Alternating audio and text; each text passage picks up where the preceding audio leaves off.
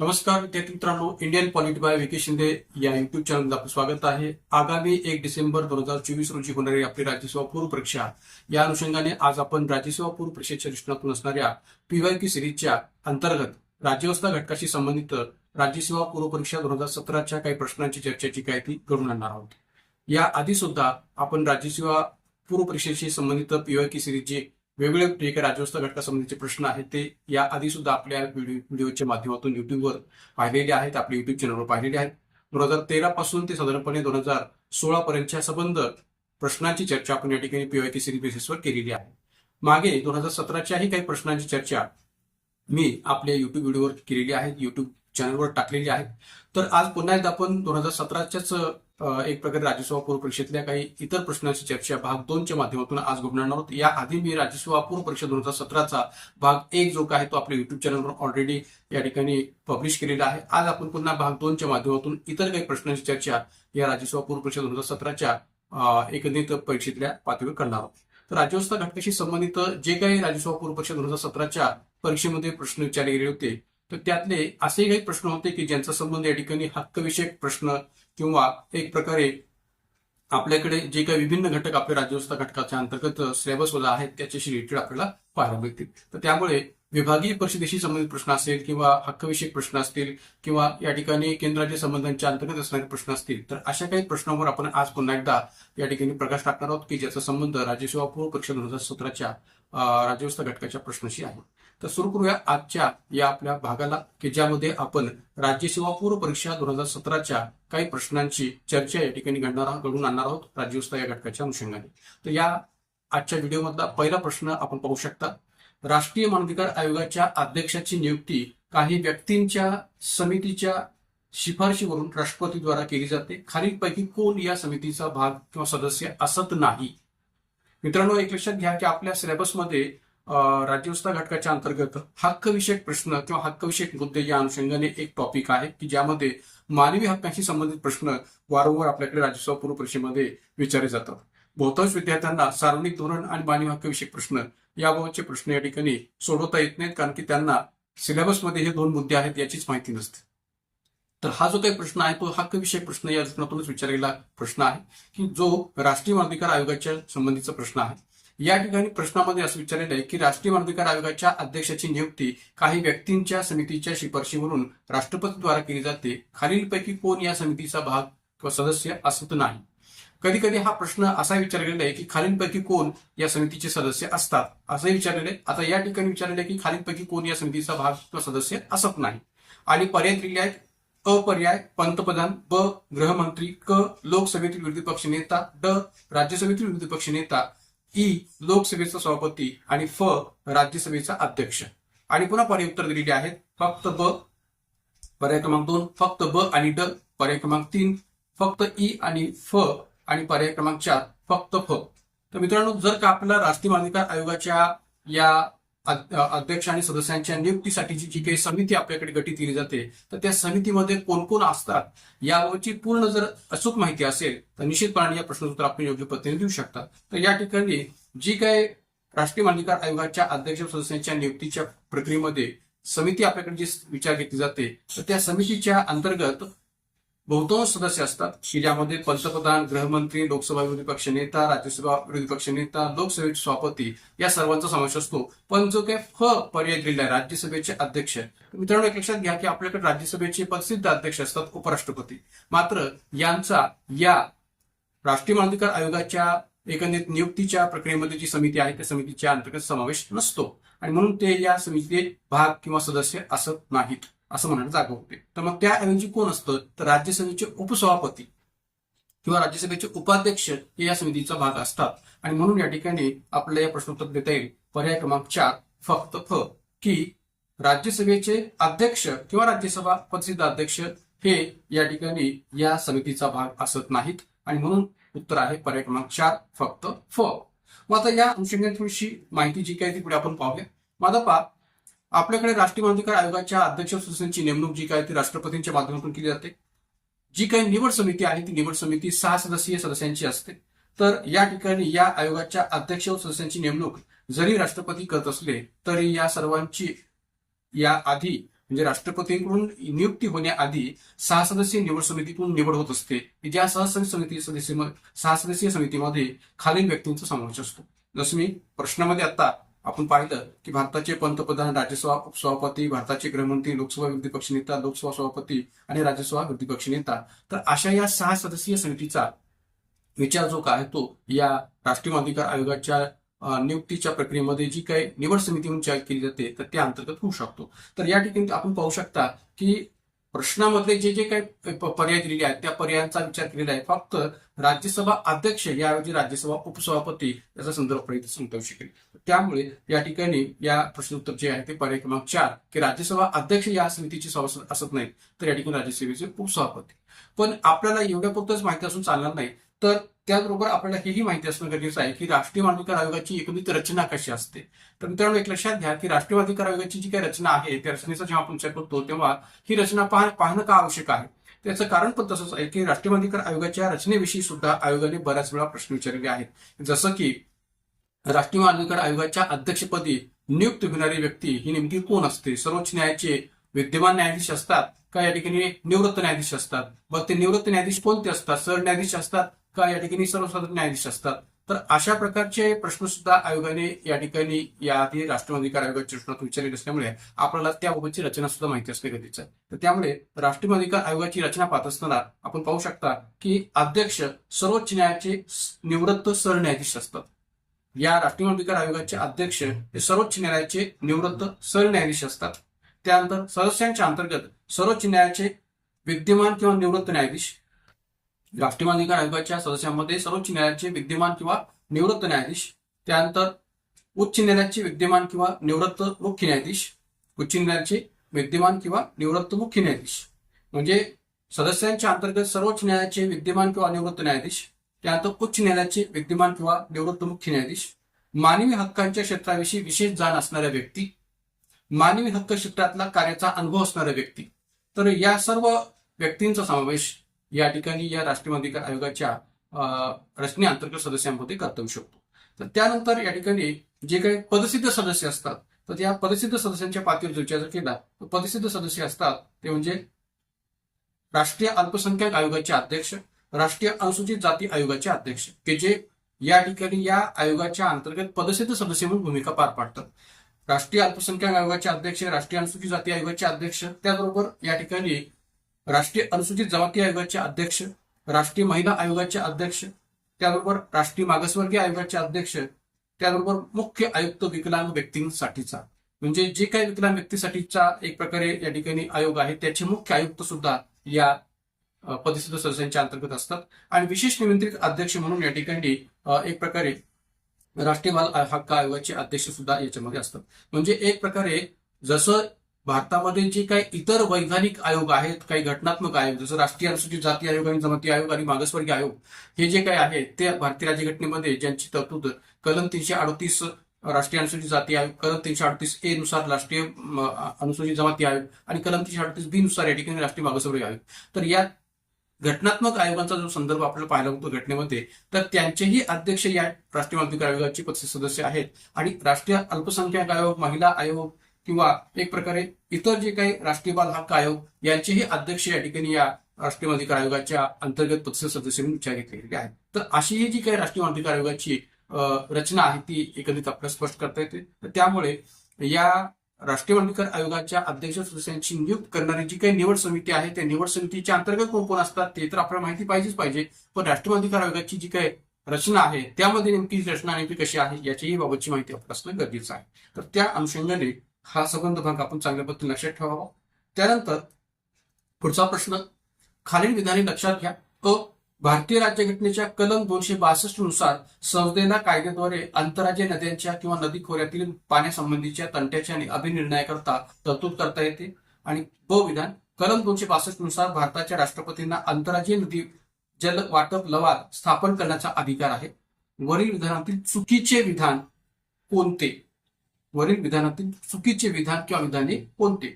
पर्याय 1 अ आणि ब दोन्ही, पर्याय 2 फक्त अ, पर्याय 3 फक्त ब आणि पर्याय 4 दोन्ही विधाने चूक आहेत. तर मित्रांनो, हा जो काही प्रश्न आहे तो केंद्र राज्यांच्या संबंधाच्या पातळीवरचा प्रश्न आहे. केंद्र राज्य संबंधाच्या अंतर्गत विशेषतः केंद्र राज्य प्रशासकीय संबंधांच्या अंतर्गत मोडणारा हा प्रश्न आहे. तर त्यामुळे आपल्याला याबाबतची योग्य प्रकारे जर तरतूद माहिती असेल तरच आपण याबाबतचं उत्तर जे काही ते योग्य पद्धतीने देऊ शकता. आता हा जो काही प्रश्न आहे तो पर्टिक्युलर केंद्राचे प्रशासकीय संबंधाच्या अंतर्गत कलम 262(1) आणि कलम 262 संबंधित असणारी जी काही तरतूद आहे त्याच्या दृष्टीने विचारलेलं आहे. तर यातलं जर आपण पहिलं विधान जर पाहिलं तर पहिलं विधान जे आहे ते कलम 262 अंतर्गत उपकलम 262(1) नुसार विचार घेतलेलं विधान आहे की भारतीय राज्यघटनेच्या कलम 262 नुसार संसदेला कायद्याद्वारे आंतरराज्यीय नद्यांच्या किंवा नदी खोऱ्यातील पाण्यासंबंधीच्या तंट्याच्या अभिनिर्णयाकरता तरतूद करता येते. कुणाला? संसदेला. कशाद्वारे? कायद्याद्वारे. तर कलम 262(1) मधली ही जी काही तरतूद आहे अविधानाची ती पूर्णतः बरोबर आहे की संसदेला कायद्याद्वारे आंतरराज्यीय नद्यांच्या नदी खोऱ्यातील पाणी वाटपासंबंधीच्या तंट्याच्या निर्णयाकरता तरतूद करता येते हे म्हणणं पूर्णतः बरोबर आहे. कलम 262(1) मधील तरतुदीचा विचार करता. राहिलं ब विधान की कलम 262 नुसार भारताच्या राष्ट्रपतींना आंतरराज्यीय नदी जल वाटप लवाद स्थापन करण्याचा अधिकार आहे. तर एक लक्षात घ्या की कलम 262 मध्ये अशी काही तरतूद केलेली नाहीये की राष्ट्रपतींना आंतरराज्यीय नदी जल वाटप लवाद स्थापन करण्याचा अधिकार आहे असा काही उल्लेख केलेला नाहीये. ना कलम 262(1) मध्ये केलेला आहे ना कलम 262(2) मध्ये केलेला आहे. तर त्यामुळे या ठिकाणी जे ब विधान आहे ते ब विधान या ठिकाणी चुकीचं आहे. का? तर या ठिकाणी भारतात आंतरराज्यीय नदी जल वाटप लवाद स्थापन करण्याचा अधिकार हा पाणी तंटा अधिनियम 1956 नुसार, कोणत्या अधिनियमानुसार? तर पाणी तंटा अधिनियम 1956 नुसार तो केंद्र शासनाला आहे. आणि म्हणून या ठिकाणी एक प्रकारे कलम 262 अंतर्गत अशी तरतूद आहे की भारताच्या राष्ट्रपतींना आंतरराज्यीय नदी जल वाटप लवाद स्थापन करण्याचा अधिकार आहे असं म्हणणं हे या ठिकाणी कलम 262 स्तरावर चुकीचं आहे. आणि म्हणून या ठिकाणी या प्रश्नोत्तर सांगता येईल पर्याय क्रमांक 3 फक्त ब. कारण की याबाबतचा संदर्भ पाणी तंटा अधिनियम 1956 नुसार विचार घेतलेला असल्यामुळे या ठिकाणी कलम 262 नुसार असा उल्लेख आहे असं म्हणणं चुकीचं आहे. म्हणून या ठिकाणी प्रश्नाचं उत्तर जे आहे ते पर्याय क्रमांक 3 फक्त ब की ब हे विधान या ठिकाणी चुकीचं आहे. म्हणून उत्तर आहे पर्याय क्रमांक 3 फक्त ब. तर या अनुषंगाने थोडी पुन्हा आणखी विस्तृत माहिती पाहूया की कलम 262 नुसार जसं मी मागाशी म्हटल्याप्रमाणे की कलम 262(1) मध्ये तरतूद वेगळी आहे, कलम 262(2) मध्ये तरतूद वेगळी आहे. तर कलम 262(1) मध्ये तरतूद की जी आपल्या पर्याय अ मध्ये दिलेली आहे की संसदेला कायद्याद्वारे आंतरराज्यीय नदीच्या पाण्याचा वापर, वाटप किंवा त्यावरील नियंत्रण याबाबतच्या कोणत्याही तंट्याच्या निर्णयाकरता तरतूद करता येईल. म्हणजे कलम 262(1) मधली जी तरतूद आहे ती प्रश्नाच्या पर्याय अ मध्येच दिलेली आहे की जी बरोबर आहे की संसदेला कायद्याद्वारे आंतरराज्यीय नदीच्या पाण्याचा वापर, वाटप किंवा त्यावरील नियंत्रण याबाबतच्या कोणत्याही तंट्याच्या निर्णयाकरता तरतूद करता येईल. राहिला प्रश्न आता कलम 262(2) तर एक लक्षात घ्या की कलम 262(2) मध्ये वेगळी तरतूद आहे की अशा कोणत्याही तंट्याच्या बाबतीत म्हणजे नदीच्या पाण्याचा वापर, वाटप व त्यावरील नियंत्रण या दृष्टिकोनातून अशा कोणत्याही तंट्याच्या बाबतीत आंतरराज्यीय नदीच्या पाण्याचा वापर, वाटप किंवा त्यावरील नियंत्रण याबाबतच्या कोणत्याही तंट्याच्या बाबतीत सर्वोच्च न्यायालयाला किंवा अन्य कोणत्याही न्यायालयाला अधिकारिता वापरता येणार नाही अशी तरतूद कायद्याद्वारे करता येईल. कुणाला? संसदेला. तर संसद कायद्याद्वारे अशी तरतूद करू शकेल की अशा प्रकारच्या आंतरराज्यीय नदीच्या पाण्याच्या वापर, वाटप किंवा त्यावरील नियंत्रणाच्या दृष्टिकोनातून तंट्याच्या बाबतीत सर्वोच्च न्यायालयाला किंवा अन्य कोणत्याही न्यायालयाला अधिकारिता वापरता येणार नाही अशी कायद्याद्वारे तरतूद संसदेला करता येईल असं या ठिकाणी कलम 262(2) मध्ये स्पष्ट केलं गेलेलं आहे. तर त्यामुळे या ठिकाणी कलम 262(1) मधली तरतूद की जी पर्याय अ मध्ये दिलेल्या प्रश्नाच्या अंतर्गत तर ती बरोबर आहे. पण जो काही ब पर्यायामध्ये जो उल्लेख केलेला आहे की राष्ट्रपतीला असा लवाद स्थापन करण्याचा अधिकार आहे तर ती तरतूद मात्र या ठिकाणी कलम 262 स्तरावर नाहीये आणि म्हणून ब पर्याय चुकीचा आहे. मात्र कलम 262(2) मध्ये जी तरतूद दिलेली आहे ती वेगळ्या प्रकारची आहे की सर्वोच्च न्यायालय किंवा अन्य कोणत्याही न्यायालयाला अशा प्रकारच्या तंट्याच्या बाबतीत अधिकारिता वापरता येणार नाही अशी तरतूद संसदेला कायद्याद्वारे करता येईल असा उल्लेख कलम 262(2) मध्ये. आणि जसं मी मगाशी उल्लेख केल्याप्रमाणे की पाणी तंटा अधिनियम 1956 नुसार केंद्र शासनाला अशा कोणत्याही तंट्याच्या निर्णयाकरता लवाद स्थापन करण्याचा अधिकार आहे असा उल्लेख आपला स्पष्ट करता येऊ शकतो. नक्की तो या ठिकाणी कलम 262 नुसार असा अधिकार राष्ट्रपतीला आहे तर तो अधिकार या ठिकाणी पाणी तंटा अधिनियम 1962 नुसार केंद्र शासनाला आहे असं म्हणणं अधिक योग्य आहे. तर त्यामुळे या ठिकाणी या प्रश्नाचं आपल्याला सांगता येईल पर्याय क्रमांक 3 फक्त ब.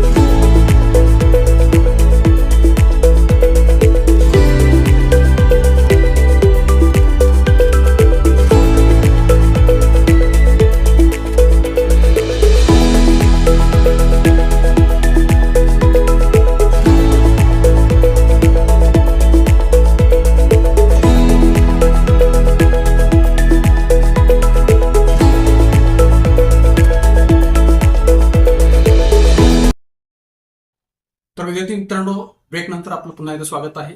पुन्हा एकदा आपण आपल्या प्रश्नांना पुढे कंटिन्यू करूया. पहा पुढचा प्रश्न. खालीलपैकी कोणते विधान बिनचूक आहे? पर्याय 1, एकच व्यक्ती एकाच वेळी 2 किंवा अधिक राज्यांसाठी राज्यपाल म्हणून नियुक्त करता येत नाही. पर्याय 2, राज्यपालास त्याच्या पदावरून काढण्यासंदर्भात भारतीय राज्यघटनेत विशिष्ट अशी प्रक्रिया सांगितलेली नाही. पर्याय 3, राज्यपाल हा संसदेच्या दोन्ही सभागृहांपैकी एकाचा सदस्य असणे आवश्यक असते. आणि पर्याय 4, राज्यातील विद्यापीठांच्या कुलपतींची नियुक्ती राज्यपाल करतो. तर मित्रांनो, हा जो काही प्रश्न आहे तो राज्यपाल पदाविषयी विचारलेला प्रश्न आहे. आणि आपल्याला माहित असावं की आपल्या आयोगाच्या कोणत्याही परीक्षेच्या अंतर्गत, मग ती संयुक्त गट ब, गट क पूर्व परीक्षा असो, राज्यसेवा पूर्व परीक्षा असो, किंवा मुख्य परीक्षा असो, किंवा राज्यसेवा मुख्य परीक्षा असो, कोणत्याही प्रकारच्या परीक्षेमध्ये राज्यपाल या घटकाविषयीचा प्रश्न हा नेहमी विचारला जातो.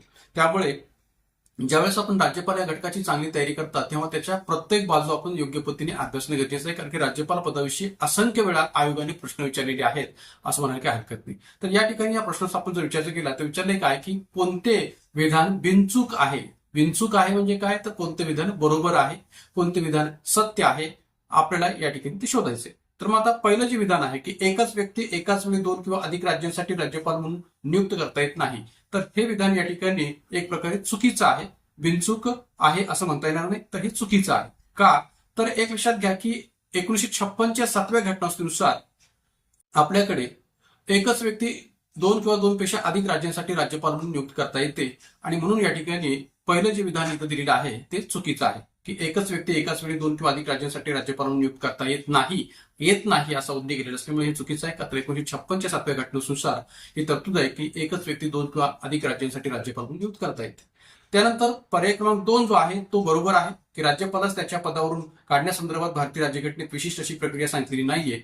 तर हे विधान या ठिकाणी पूर्णपणे बरोबर आहे. कारण की राज्यपालाला पदावरून दूर करण्याचा अधिकार हा राष्ट्रपतींना दिला गेलेला आहे घटनेच्या अंतर्गत. आणि त्यामुळे राष्ट्रपतीच राज्यपालास पदावरून दूर करू शकतात असं म्हणायला जागा होते. आणि म्हणून त्याच्याबाबतची विशिष्ट अशी प्रक्रिया घटनेमध्ये स्पष्ट केलेली नाहीये. तर हे विधान या ठिकाणी पर्याय क्रमांक 2 जो आहे तो बरोबर आहे. त्यानंतर पर्याय क्रमांक 3 पुन्हा एकदा चूक आहे की राज्यपाल हा संसदेच्या दोन्ही सभागृहांपैकी एकाचा सदस्य असणे आवश्यक असते. तर हे विधान या ठिकाणी चुकीचं आहे. का, तर राज्यपालपदी येणारी व्यक्ती ही संसद किंवा राज्य विधिमंडळाच्या कोणत्याही सभागृहाचा सदस्य असू नये अशी अपेक्षा घटनेमध्ये व्यक्त केलेली आहे. भारतीय राज्यघटनेच्या कलम 157 आणि 158च्या अंतर्गत राज्यपाल पदाच्या ज्या काही शर्ती आणि अटी स्पष्ट केलेल्या आहेत, पात्रता स्पष्ट केलेली आहेत, तर त्याचा विचार करता या ठिकाणी राज्यपाल हा कोणत्याही सभागृहाचा सदस्य असू नये, ना संसद किंवा राज्य विधिमंडळाच्या कोणत्याही सभागृहाचा सदस्य असू नये अशी अपेक्षा व्यक्त केलेली आहे. एवढंच नव्हे, जर का राज्यपाल हा सभागृहाचा सदस्य असेल आणि त्यावेळेस जर त्यांनी राज्यपाल पद ग्रहण केलेले असेल तर राज्यपाल पद ग्रहण केल्यास सभागृहाचं सदस्यत्व रिक्त झाल्याचे मानले जाईल अशी तरतूद घटनेमध्ये स्पष्ट केलेली आहे. तर त्यामुळे तो दोन्ही सभागृहांपैकी एकाचा सदस्य असणं आवश्यक असते असं या ठिकाणी म्हणणं चुकीचं आहे. त्यानंतर चौथाही पर्याय चुकीचा आहे की राज्यातील विद्यापीठांच्या कुलपतींची नियुक्ती राज्यपाल करतो. तर हे देखील म्हणणं चुकीचं आहे. का, तर स्वतः राज्यपाल हे घटक राज्यातील विद्यापीठांची कुलपती असतात. तर ते कुलपती या नात्याने या ठिकाणी घटक राज्यांच्या कुलगुरूंची नियुक्ती करत असतात. आणि म्हणून या ठिकाणी राज्यातील विद्यापीठांची कुलपतींची नियुक्ती राज्यपाल करतात असं म्हणणं चुकीचं आहे. आणि म्हणून या ठिकाणी या प्रश्नामध्ये जर का कोणतं विधान बिनचूक आहे तर ते फक्त पर्याय क्रमांक 2. आणि म्हणून या ठिकाणी या प्रश्नोत्तर आहे पर्याय क्रमांक 2 की राज्यपालच त्याच्या पदावरून काढण्यासंदर्भात भारतीय राज्यघटनेत विशिष्ट अशी प्रक्रिया सांगितलेली नाहीये. हेच विधान फक्त या ठिकाणी बरोबर आहे, बिनचूक आहे. म्हणून या ठिकाणी प्रश्नोत्तर आहे पर्याय क्रमांक 2. मग या अनुषंगाने थोडीशी विस्तृत माहिती पुढे आपण पाहूया की कलम 153 नुसार प्रत्येक घटक राज्यासाठी एक राज्यपाल असेल अशी तरतूद आहे. मात्र एखादी व्यक्ती 2 किंवा 2 पेक्षा अधिक राज्यांची राज्यपाल म्हणून नेमली जाऊ शकते. 1956च्या 7व्या घटनेनुसार अशा प्रकारची तरतूद दिली आहे. मित्रांनो, एक लक्षात घ्या की राज्यपाल पदाविषयीची जेव्हा आपण चर्चा करू, अभ्यास करू, त्यावेळेस आपण राज्यपालाशी संबंधित जी काही विभिन्न कलमं दिलेली आहेत ती चांगल्या पद्धतीने लक्षात ठेवण्याची गरज आहे. कारण की कलमांवर आधारित राज्यपाल पदाविषयीचे प्रश्न खूप वेळा आयोगाने विचारलेले. त्यामुळे या ठिकाणी राज्यपाल पदाशी संबंधित जेवढी काही कलमं आहेत ती संबंध आपल्याला माहिती असणं गरजेचं आहे. तर त्यामुळे या ठिकाणी सुद्धा जी मी माहिती दिलेली आहे ती कलमावर आधारितच दिलेली आहे की कलम 153 नुसार घटक राज्यासाठी एक राज्यपाल असेल, प्रत्येक घटक राज्यासाठी एक राज्यपाल असेल अशी तरतूद आहे.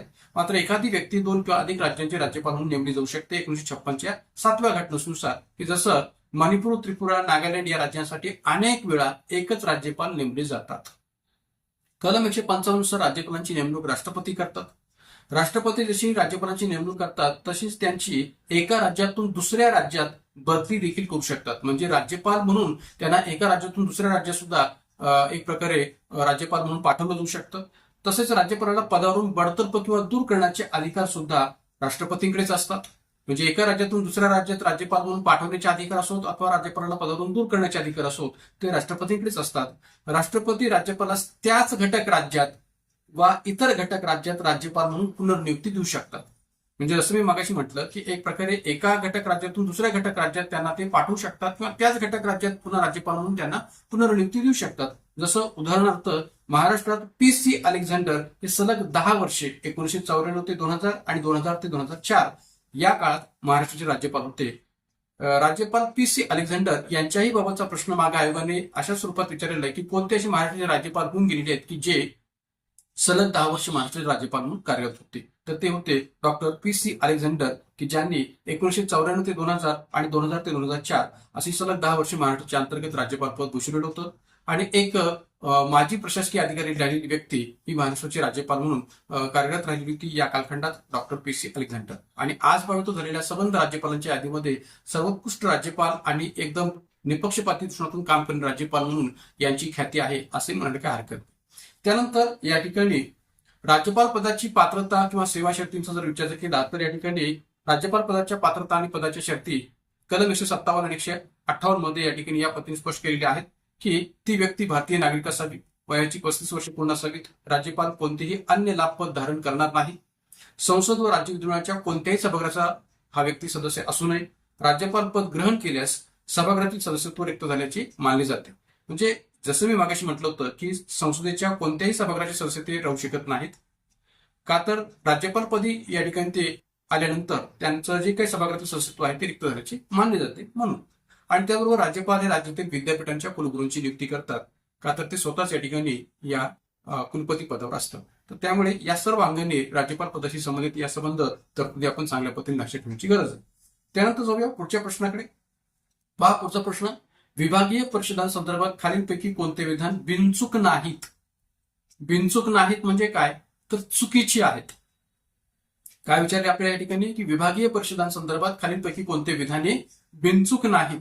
बिनचूक नाहीत म्हणजे काय तर चुकीची आहेत. तर अ पर्याय विभागीय परिषदा या घटनात्मक संस्था आहेत. ब पर्याय 1956 च्या राज्य पुनर्रचना कायद्यानुसार त्यांची निर्मिती झाली आहे. क पर्याय केंद्रीय गृहमंत्री हा विभागीय परिषदांचा अध्यक्ष असतो. आणि ड पर्याय भारतात एकूण 7 विभागीय परिषदा देशातील एकूण 7 विभागांसाठी निर्माण करण्यात आल्या आहेत. असे या ठिकाणी अ ब क ड असे 4 पर्याय दिलेले आहेत. आणि पुन्हा पर्याय उत्तर आहेत. पर्याय 1 अ आणि क, पर्याय 2 फक्त अ आणि ड, पर्याय 3 फक्त अ क आणि ड आणि पर्याय 4 वरीलपैकी सर्व. आता पहा की मूळ प्रश्न आपल्याला काय विचारलेला आहे की विभागीय परिषदांसंदर्भात कोणतेही विधाने बिनचूक नाहीत.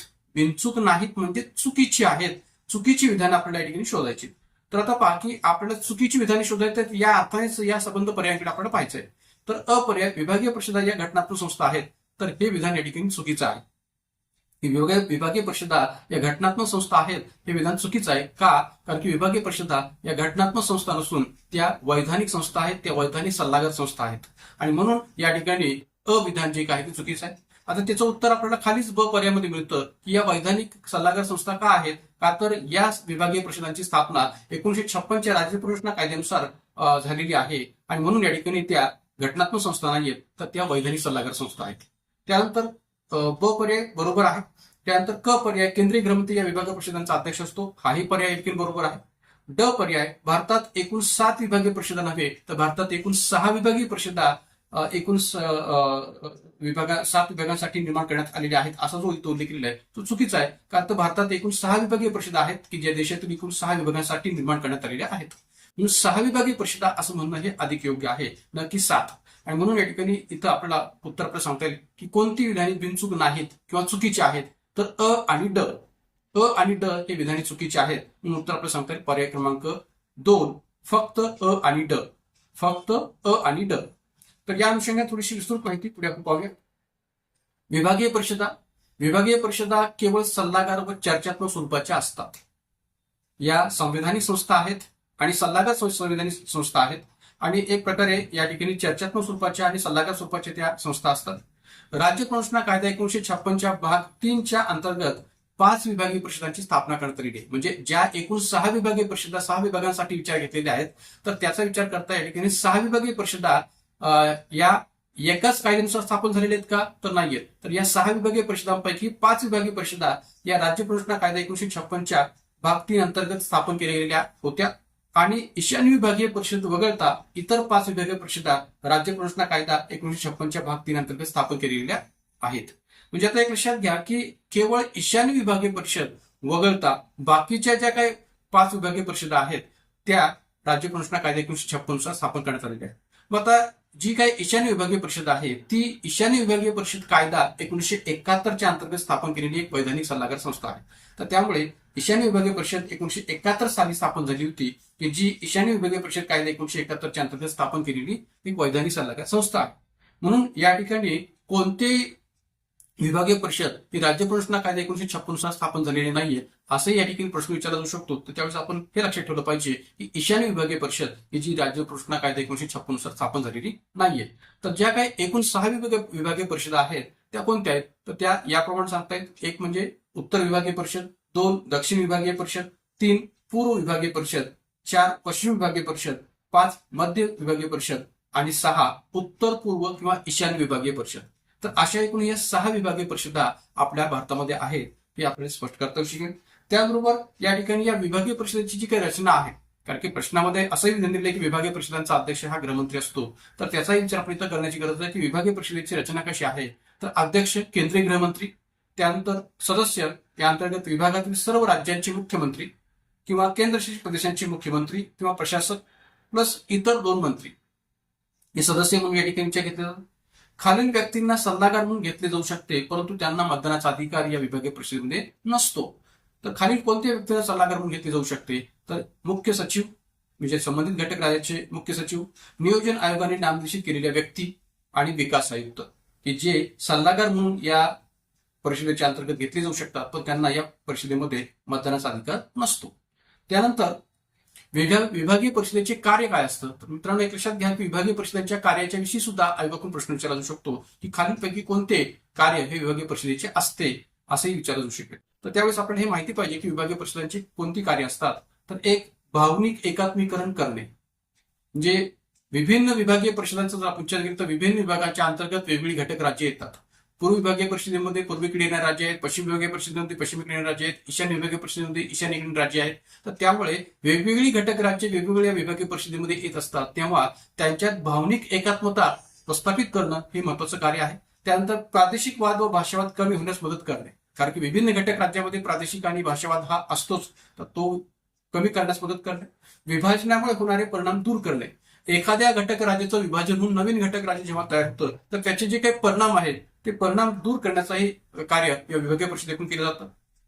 सामाजिक आर्थिक मुद्द्यांवर सहकार्य करणे, विभिन्न घटक राज्यातल्या सामाजिक आर्थिक मुद्द्यांवर एकमेकांना सहकार्य करण्याची भूमिका सुद्धा विभागीय परिषदेची असते.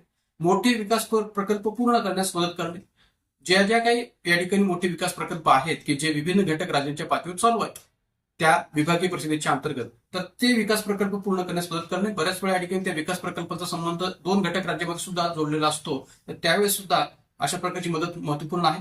आणि राजकीय संतुलन ठेवण्यास मदत करणे, म्हणजे 2 घटक राज्यांच्या अंतर्गत असणारं जे काही राजकीय संतुलन आहे, कारण की ज्या विभागीय परिषदेमध्ये जी घटक राज्य मोडतात किंवा जे केंद्रशासित प्रदेश मोडतं तर त्यांच्यात वेगवेगळ्या राजकीय पक्षांची सरकारे असू शकतात. तर अशा वेळेस सर्वच घटक राज्यांच्या पातळीवर म्हणजे त्या विभागीय परिषदेमध्ये येणाऱ्या सर्वच घटक राज्यांच्या पातळीवर राजकीय संतुलन ठेवण्याचं काम सुद्धा विभागीय परिषदेकडून केलं जात असतं. म्हणून राजकीय संतुलन ठेवण्यास मदत करणे, कारण की आपल्याकडे जे काही संघ राज्य प्रणाली स्वीकारलेली आहे ती सहकारयुक्त संघ राज्य प्रणालीचा विचार आपल्याकडे स्वीकारला गेलेला आहे.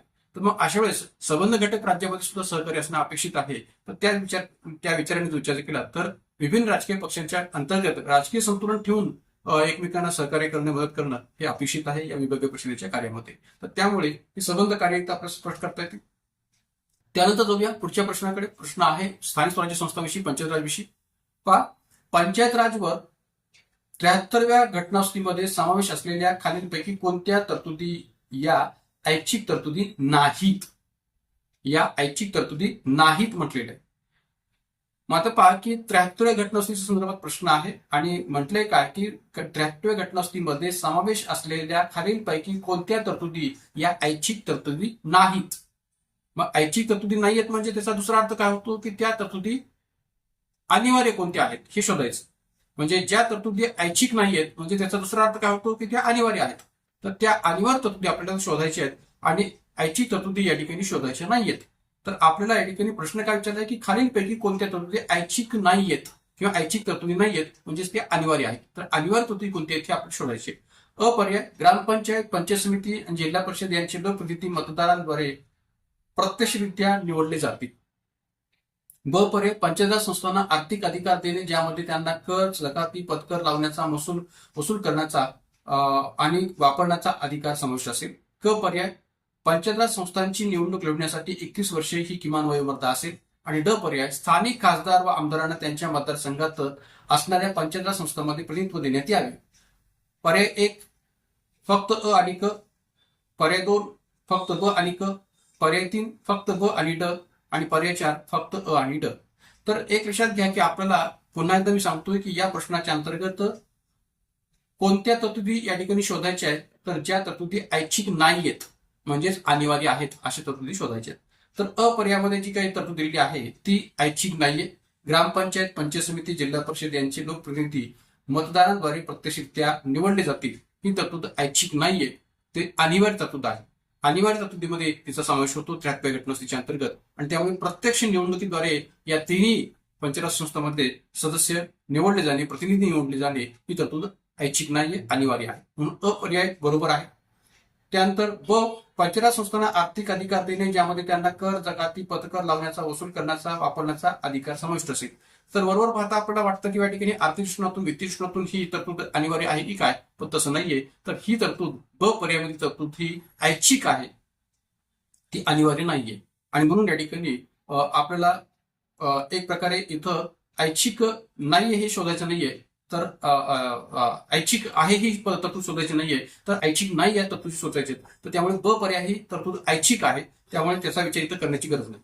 क पर्याय पंचायत राज संस्थांची निवडणूक लढवण्यासाठी 21 वर्षे किमान वयोमर्यादा असेल, तर ही तरतूद मात्र अनिवार्य तरतूद आहे किंवा ऐच्छिक नाहीये आणि म्हणून या ठिकाणी क पर्याय हे उत्तर आपल्याला स्पष्ट करता येईल. आता ड पर्याय स्थानिक खासदार आमदारांना त्यांच्या मतदारसंघात असणाऱ्या पंचायत राज संस्थांमध्ये प्रतिनिधित्व देण्यात यावे, तर ही तरतूद सुद्धा ऐच्छिक आहे.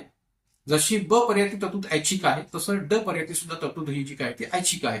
तर त्यामुळे या ठिकाणी अ आणि क हे या प्रश्नोत्तर सांगता येईल की ज्या अनुषंगाने त्यांचा विचार अनिवार्य या अर्थाने करता येऊ शकतो, म्हणजेच ऐच्छिक नाहीत या अर्थाने करता येऊ शकतो. ग्रामपंचायत, पंचायत समिती, जिल्हा परिषद यांचे लोकप्रतिनिधी मतदारांद्वारे प्रत्यक्षरित्या निवडले जातील ही पण तरतूद ऐच्छिक नाहीये अ पर्यायामध्ये. आणि ड पर्यायामध्ये क पर्यायामध्ये जी तरतूद आहे पंचायत संस्थांची निवडणूक लढण्यासाठी 21 वर्षी किमान वयोमर्यादा असेल ही पण तरतूद ऐच्छिक नाहीये म्हणजेच अनिवार्य आहे. म्हणून या ठिकाणी अनिवार्य तरतुदी कोणत्या आहेत, तर त्या आहेत अ आणि क. आणि म्हणून उत्तर आपल्याला सांगता येईल पर्याय क्रमांक 1 अ आणि क याच दोन तरतुदी या ठिकाणी अनिवार्य आहेत या प्रश्नांतर्गत. त्यामुळे उत्तर आहे पर्याय क्रमांक 1 फक्त अ आणि क. तर या अनुषंगाने या ठिकाणी आपण थोडंसं विश्लेषण पाहूया की कोणत्या तरतुदी 73 घटनांच्या रचनातून अनिवार्य आहेत आणि कोणत्या ऐच्छिक आहेत. तर मग आता पहा, अनिवार्य तरतुदीमध्ये एका गावासाठी किंवा गावांच्या गटांसाठी ग्रामसभेची स्थापना, ग्राम, गट व जिल्हा स्तरावर पंचायतींची स्थापना, तिन्ही स्तरावरील पंचायतीमधील जागांसाठी प्रत्यक्ष निवडणुका ज्याचा उल्लेख अ पर्यायामध्ये केला होता. तर गट व जिल्हा स्तरावरील पंचायतींच्या अध्यक्षपदासाठी अप्रत्यक्ष निवडणूक. पहा, ही जी काही चौथी तरतूद आहे अनिवार्य तरतुदीमध्ये ती खूप महत्वाची आहे की गट व जिल्हा स्तरावरील पंचायतींच्या अध्यक्षपदासाठी अप्रत्यक्ष निवडणूक. आज महाराष्ट्राच्या अंतर्गत ग्रामपंचायतीच्या सरपंचाची निवडणूक ही अप्रत्यक्ष होते का, नाही होत, तर ती प्रत्यक्ष जनतेकडून केली जाते. एकनाथ शिंदे सरकारकडून किंवा देवेंद्र फडणवीस सरकारकडून जे काही निर्णय घेतलेला आहे तर त्या निर्णयाच्या आधारावर आपल्याकडे आज घडीला ग्रामपंचायतीच्या सरपंचाची निवडणूक जी काय ती प्रत्यक्ष जनतेकडून थेट जनतेतून केली जाते. मात्र गट म्हणजे तालुका स्तरावरील आणि जिल्हा स्तरावरील पंचायतींच्या अध्यक्षपदासाठी म्हणजे पंचायतीचा सभापती असो किंवा जिल्हा परिषदचा अध्यक्ष असो, तर अशा या पंचायतींच्या अध्यक्षपदासाठी अप्रत्यक्ष निवडणूक ही विचार घेतली गेलेली आहे या अनिवार्य तरतुदीमध्ये. त्यानंतर पाचवी तरतूद पंचायतींच्या निवडणुकीस उभे राहण्यासाठी किमान वय 21 वर्ष की ज्याचा उल्लेख क पर्यायामध्ये केलेला होता. त्यानंतर पुढची तरतूद आहे तिन्ही स्तरावरील पंचायतीमध्ये सदस्य तसेच अध्यक्षपदासाठी अनुसूचित जाती व अनुसूचित जमातींसाठी जागांचे आरक्षण. तर अनुसूचित जाती आणि अनुसूचित जमातींच्या जागांचे आरक्षण ही तरतूद सुद्धा अनिवार्य आहे. महिलांसाठीचं 1/3 आरक्षण ही सुद्धा तरतूद अनिवार्य आहे की पंचायतीमध्ये सदस्य तसेच अध्यक्षपदाच्या 1/3 जागा महिलांसाठी आरक्षित ठेवणे. त्यानंतर तिन्ही स्तरावरील पंचायतींचा कार्यकाल 5 वर्ष असेल. मुदतपूर्व विसर्जन झाल्यास 6 महिन्यांच्या आत नवीन निवडणुका घेणं अनिवार्य असेल. त्यानंतर पंचायतींच्या निवडणुकांचे आयोजन करण्यासाठी राज्य निवडणूक आयोगाची स्थापना, की जेणेकरून या तिन्ही पंचायत संस्थांमध्ये निवडणुका निष्पक्ष आणि खुल्या वातावरणात व्हाव्यात, हा त्या पाठीमागचा हेतू आहे. आणि म्हणून पंचायत संस्थांच्या निवडणुकांच्या आयोजनाची जबाबदारी राज्य निवडणूक आयोगाकडे असावी. आणि त्याचबरोबर पंचायतींच्या वित्तीय स्थितीचे परीक्षण करण्यासाठी दर 5 वर्षांनी राज्य वित्त आयोगाची स्थापना, ही पण तरतूद या ठिकाणी अनिवार्य केलेली आहे, की जेणेकरून या पंचायत संस्थांच्या बाबतीत आर्थिक पातळीवरचे जे काही सहकार्य आहे किंवा आर्थिक पातळीवर त्यांचं जे काही स्वावलंबन आहे ते करता यावं, याकरता या ठिकाणी दर 5 वर्षांनी राज्य वित्त आयोगाची स्थापना हा उद्देश समोर ठेवून राज्य वित्त आयोगाची स्थापना ही केली जावी, या पंचायत संस्थांच्या वित्तीय स्थितीचं परीक्षण करण्याच्या हेतूने. तर अशा अनेक प्रकारच्या तरतुदी ज्या आहेत की ज्या अनिवार्य तरतुदीमध्ये 73व्या घटनेनुसार विचार केलेले आहेत. ऐच्छिक तरतुदी कोणत्या आहेत, तर त्यामध्ये या ठिकाणी यांचा उल्लेख करता येईल की खासदार व आमदार यांना त्यांच्या मतदारसंघातील पंचायतीमध्ये प्रतिनिधित्व देणे हे ऐच्छिक तरतुदीमध्ये आहे. म्हणजे त्याबाबतचा निर्णय राज्य सरकार कायदा करून घेऊ शकतं की खासदार व आमदार यांना या ठिकाणी पंचायतीमध्ये प्रतिनिधित्व द्यायचं की नाही द्यायचं. त्यानंतर दुसरा जो तरतुदीचा भाग आहे ऐच्छिक तरतुदीमध्ये, की कोणत्याही स्तरावर पंचायतीमध्ये इतर मागासवर्गीयांसाठी सदस्य तसेच अध्यक्षपदासाठी जागा आरक्षित करणे. मित्रांनो, बहुतांश मुलांना हे माहिती नसतं की आरक्षण म्हटलं की या ठिकाणी तिन्ही प्रकारच्या आरक्षणाचा विचार पंचायतीमध्ये केलेला आहे, यात काही वाद नाहीये. आज घडीला सुद्धा आपल्या पंचायत संस्थांमध्ये अनुसूचित जाती जमातींचं आरक्षण, महिलांचं आरक्षण आणि ओबीसीचं आरक्षण याचा विचार केलेला आहे. पण अनिवार्य तरतुदीमध्ये फक्त 2च प्रकारच्या आरक्षणाचा उल्लेख केलेला आहे, की अनुसूचित जाती जमाती आणि महिला यांच्याच आणि आरक्षणाचा विचार जो काही तो अनिवार्य म्हणून केला गेलेला आहे, अनिवार्य तरतुदीमध्ये केलेला आहे. मात्र इतर मागासवर्गीयांच्या किंवा ओबीसीच्या आरक्षणाचा विचार जो काय तो ऐच्छिक तरतुदीमध्ये केलेला आहे. तर त्यामुळे इतर मागासवर्गीयांसाठी सदस्य अध्यक्षपदासाठी जागा आरक्षित करणे ही ऐच्छिक तरतूद आहे तिन्ही पंचायत संस्थांच्या स्तरावर. पंचायतींना स्वराज्य संस्था म्हणून काम करणे शक्य व्हावे या दृष्टीने त्यांना आवश्यक असतील असे अधिकार प्राधिकार प्रदान करणे, म्हणजेच थोडक्यात त्यांना स्वायत्त देणे, हे पण या ठिकाणी ऐच्छिक तरतुदीचा भाग आहे. घटक राज्य आणि घटक राज्याच्या विधिमंडळाच्या माध्यमातून त्याबाबतचा निर्णय जो काय तो घेतला जाऊ शकतो, की या अशा पंचायत संस्था म्हणून काम करणं अधिक शक्य व्हावं या अर्थाने त्यांना स्वायत्ता द्यायची का नाही द्यायची आणि ती किती प्रमाणात द्यायची याबाबतचा निर्णय घटक राज्य विधिमंडळ कायदा करून घेऊ शकतं. त्याचबरोबर आर्थिक विकास, सामाजिक न्यायाच्या योजना आणि 11व्या परिशिष्टातील 29 विषयांपैकी सर्व किंवा काही विषयांशी संबंधित योजनांची अंमलबजावणी करणे यासाठी अधिकार व जबाबदारी बहाल करणे. तर ही पण या ठिकाणी घटक राज्य विधिमंडळ कायदा करून त्याबाबतचा विचार करू शकतं. तर ही पण तरतूद या ठिकाणी ऐच्छिक तरतूद आहे. आणि 5वी तरतूद ही पंचायतींना वित्तीय अधिकार प्रदान करणे, कर, शुल्क, पथकर किंवा फी आकारणे, वसूल करणे, विनियोजित करणे याबाबत अधिकार प्रदान करणे, वित्तीय बाबतीतचे अधिकार प्रदान करणे याही बाबतची तरतूद जी काय ती ऐच्छिक तरतूद आहे असं म्हणाले तर जागा होते. तर त्यामुळे या ठिकाणी या संबंध तरतुदींचा उल्लेख ऐच्छिक तरतुदीतून करता येऊ शकेल. एवढंच नव्हे तर जिल्हा नियोजन समिती याबाबतची ही तरतूद आपल्याला ऐच्छिक तरतूद सांगता येऊ शकेल, किंवा ग्रामसभेची भूमिका आणि व्याप्ती याचाही संदर्भ या ठिकाणी ऐच्छिक तरतुदीमध्ये स्पष्ट करता येऊ शकतो. तर त्यामुळे या ठिकाणी अनिवार्य तरतुदी कोणत्या आणि ऐच्छिक तरतुदी कोणत्या या 73 घटनेच्या अंतर्गत, तर त्याचाही आपण सखोल पद्धतीने विचार करण्याची गरज आहे, कारण की त्यावरती आयोगाने बऱ्याच वेळा प्रश्न विचारलेले आहेत. त्यानंतर जाऊया पुढच्या प्रश्नाकडे. प्रश्न पहा काय, आंतरराष्ट्रीय न्यायालयाबाबत खालीलपैकी कोणते विधान बरोबर आहे? आंतरराष्ट्रीय न्यायालयाबाबत खालीलपैकी कोणते विधान बरोबर आहे? पर्याय 1, हे न्यायालय कायमस्वरूपी जिनिव्हा येथे कार्यरत आहे. हे न्यायालय कायमस्वरूपी जिनिव्हा येथे कार्यरत आहे. 2, त्याच्या पुढे आलेले सर्व प्रश्न उपस्थित न्यायाधीशांच्या बहुमताने सोडले जातात. 3, न्यायाधीशांची निवड ही 6 वर्षाच्या कालावधीसाठी होते. आणि 4, निवृत्त न्यायाधीश पुनर्निवडणुकीस पात्र नसतात. तर इथं विचारलंय काय की खालीलपैकी कोणते विधान बरोबर आहे असं विचारलं गेलेलं आहे. तर मित्रांनो, आता आपल्याला शोधायचं की या ठिकाणी या 4 पैकी कोणतं विधान आंतरराष्ट्रीय न्यायालयाच्या बाबतीत बरोबर आहे. तर हे न्यायालय कायमस्वरूपी जिनेव्हा येथे कार्यरत आहे हे विधान चुकीचं आहे. का तर हे न्यायालय कायमस्वरूपी हेग येथे कार्यरत आहे. हेग या ठिकाणी हे कार्यरत आहे, जिनेव्हा इथं कार्यरत आहे असं म्हणणं चुकीचं आहे. त्यांच्या पुढे आलेले सर्व प्रश्न उपस्थित न्यायाधीशांच्या बहुमताने सोडले जातात. तर 2 नंबरचा जे पर्याय आहे तो मात्र पूर्णपणे बरोबर आहे, की या न्यायालयापुढे आलेले सर्व प्रश्न उपस्थित न्यायाधीशांच्या बहुमताने सोडले जातात हे म्हणणं बरोबर आहे. तिसरा पर्याय चुकीचा आहे, की न्यायाधीशांची निवड ही 6 वर्षाच्या कालावधीसाठी नव्हे तर 9 वर्षाच्या कालावधीसाठी केली जाते. आंतरराष्ट्रीय न्यायालयाच्या अंतर्गत न्यायाधीशांची निवड ही 9 वर्षाच्या कालावधीसाठी केली जाते, न की 6 वर्षाच्या. आणि म्हणून या ठिकाणी 9 वर्षाच्या कालावधीसाठी होत असल्यामुळे या ठिकाणी हा उल्लेख चुकीचा आहे. त्यानंतर 4था पर्याय, निवृत्त न्यायाधीश पुनर्निवडणुकीस पात्र नसतात.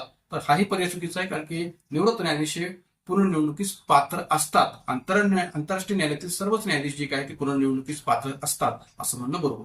तर त्यामुळे या ठिकाणी फक्त पर्याय 2 हा बरोबर आहे. इतर बाकीचे जे काही 1, 3, 4 हे पर्याय आहेत ते चुकीचे आहेत आणि म्हणून फक्त पर्याय 2 याचं उत्तर आपलं सांगता येईल की कोणते विधान बरोबर आहे. तर पर्याय 2 त्यांच्या पुढे आलेले सर्व प्रश्न उपस्थित न्यायाधीशांच्या भोवताली सोडले जातात हाच पर्याय फक्त बरोबर आहे, बाकी इतर पर्याय चुकीचे आहेत.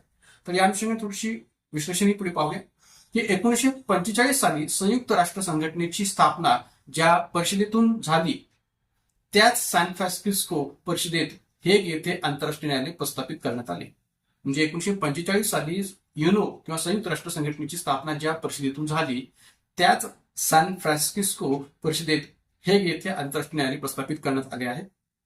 या न्यायालयात 15 न्यायाधीशांचा समावेश होतो. किती? 15 न्यायाधीशांचा समावेश होतो. कोणतेही 2 न्यायाधीश एकाच देशाचे नागरिक असू शकत नाहीत. नियम काय की कोणतेही 2 न्यायाधीश एकाच देशाचे नागरिक असू शकत नाहीत. त्याचबरोबर संयुक्त राष्ट्रांच्या आमसभा आणि सुरक्षा परिषदेद्वारे स्वतंत्रपणे आणि बहुमताने 9 वर्षांच्या कार्यकाळाकरता आंतरराष्ट्रीय न्यायालयातील न्यायाधीशांची निवड केली जाते. किती वर्षांकरता? तर 9 वर्षांकरता. आणि विशेष म्हणजे संयुक्त राष्ट्रांच्या आमसभा आणि सुरक्षा परिषदेद्वारे स्वतंत्रपणे आणि बहुमताने 9 वर्षांच्या कार्यकाळाकरता आंतरराष्ट्रीय न्यायालयातील न्यायाधीशांची निवड केली जाते. दर 3 वर्षांनी 1/3 म्हणजेच 5 न्यायाधीशांच्या पदासाठी निवडणूक घेतली जाते. किती वर्षांनी? तर दर 3 वर्षांनी 1/3 म्हणजेच 5 न्यायाधीशांच्या पदासाठी निवडणूक घेतली जाते. का तर एकूण 15 न्यायाधीशांचा त्याचा समावेश असतो म्हणून. आणि त्यानंतर सर्व न्यायाधीश पुनर्निवडणुकीस पात्र असतात. निवृत्त न्यायाधीश असोत किंवा एक प्रकारे त्या न्यायालयातले न्यायाधीश सर्व न्यायाधीश असोत ते पुनर्निवडणुकीस पात्र असतात हे म्हणणं बरोबर आहे. तर त्यामुळे या ठिकाणी या प्रश्नाचं उत्तर जे काय आहे ते पर्याय क्रमांक 2 हे आपल्याला स्पष्ट करता येईल की या न्यायालयाच्या अंतर्गत घेतले जाणारे सर्व जे काही निर्णय आहेत ते बहुमताने सोडवले जातात हे म्हणणं अधिकारी बरोबर आहे. तर मित्रांनो, अशाच प्रकारच्या अनेक प्रश्नांची चर्चा आपण राज्यसेवा पूर्व परीक्षा या अनुषंगाने आगामी कालखंडात सुद्धा आपल्या राज्यव्यवस्था घटकाच्या अनुषंगाने घडवून आणणार आहोत वेगवेगळ्या प्रकारच्या PYQ बेसिसवर. तर आजच्या या व्हिडिओमध्ये अशा अनेक प्रकारच्या प्रश्नांची चर्चा की जी राज्यसेवा पूर्व परीक्षा 2017च्या प्रश्नातून आपण घडून आणलेली आहे.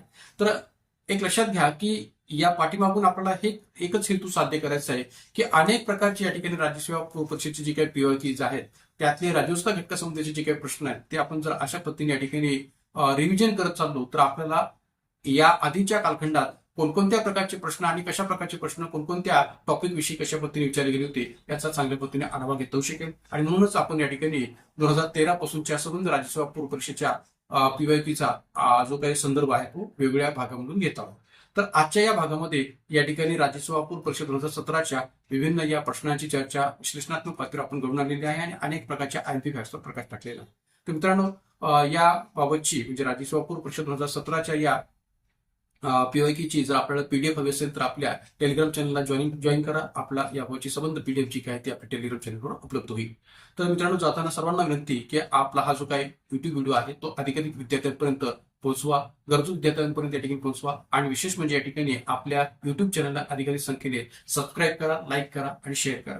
तर आजच्या या व्हिडिओमध्ये इथं आपण या सर्व चर्चेसह थांबूया. धन्यवाद.